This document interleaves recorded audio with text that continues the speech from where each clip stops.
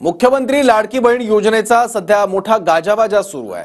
मात्र पैशांवरून अर्थ विभागाने सवाल उपस्थित केले आहेत। वर्षाला 46,000 कोटी कसे आणणार असा सवाल करत 8 आक्षेप अर्थ विभागाने नोंदवलेत। पाहूयात।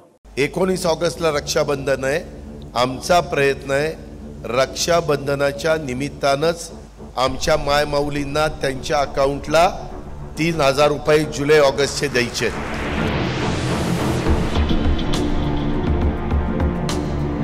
रक्षाबंधनाच्या दिवशी जुलै आणि ऑगस्ट या 2 महिन्यांचे 3,000 रुपये लाडक्या बहिणींच्या खात्यात येतील असं अर्थमंत्री अजित पवार सांगतायत। पण त्यांच्याच अर्थ खात्याने लाडकी बहीण योजनेवरून आक्षेप घेतलाय। महाराष्ट्र सरकारवर आधीच तब्बल 7.8 लाख कोटींचं कर्ज आहे आणि लाडकी बहीण योजनेवर वर्षाला 46,000 कोटी रुपये लागणार आहेत। आता हे 46,000 कोटी कुठून आणणार यावरून अर्थ विभागाने चिंता व्यक्त केली आहे।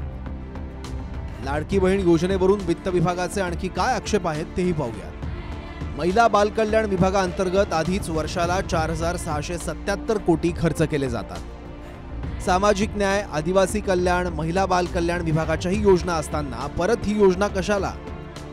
18 वर्षांपर्यंतच्या मुलींसाठी टप्प्याटप्प्याने 1 लाख देणाऱ्या योजनेवर वर्षाला 125 कोटी खर्च होतात।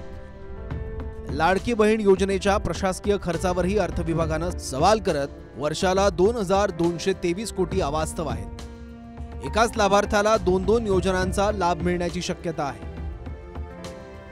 याला आर्थिक बेशिस्त म्हणतात। देश और जब राज्य चलाते हो तो फाइनेंशियल डिसिप्लिन होना चाहिए। कहाँ से पैसा लाओगे इस बारे में आपके पास कोई योजना नहीं है। चुनाव खत्म होने के बाद योजना आप बंद करोगे क्योंकि सरकार भी बदलेगी, सरकार आपकी नहीं रहेगी।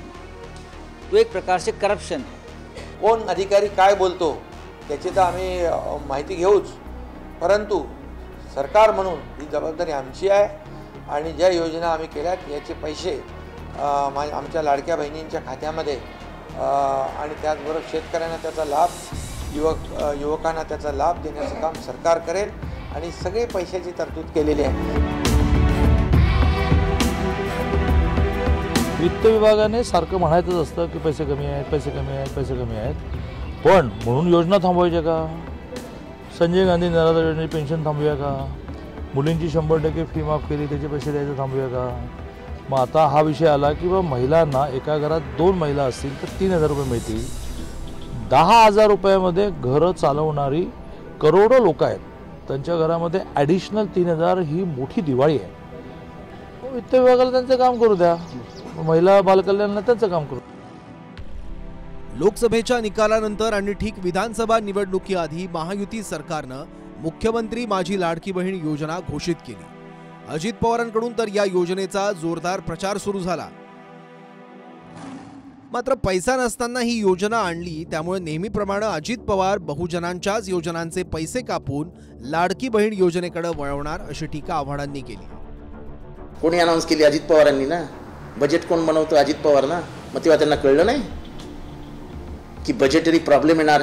आता बाहेर बोलून काय फायदा आहे की जमिनी विकून पैसे देऊ का?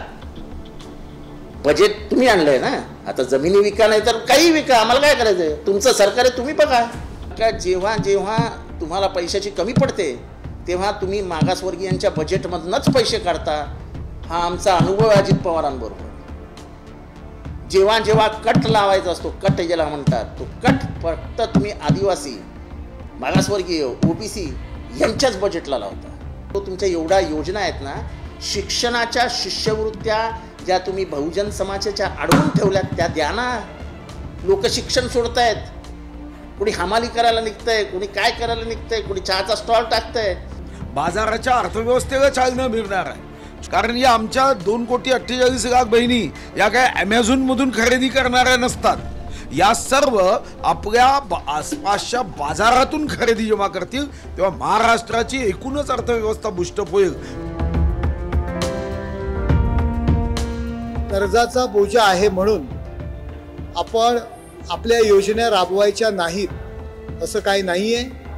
ही योजना आहे, ही राज्यातील दीनदलित, गोरगरीब, कष्टकरी महिला वर्गाकरता आहे।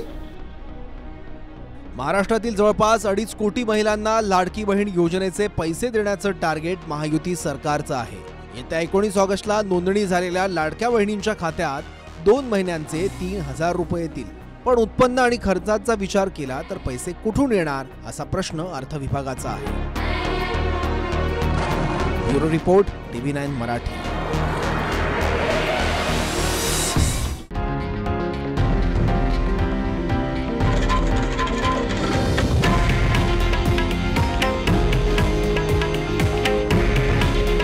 हे आहे देशातील नंबर 1 न्यूज नेटवर्क आणि आपण पाहत आहात TV9 मराठी. काळजी तुमची, हित महाराष्ट्राचं.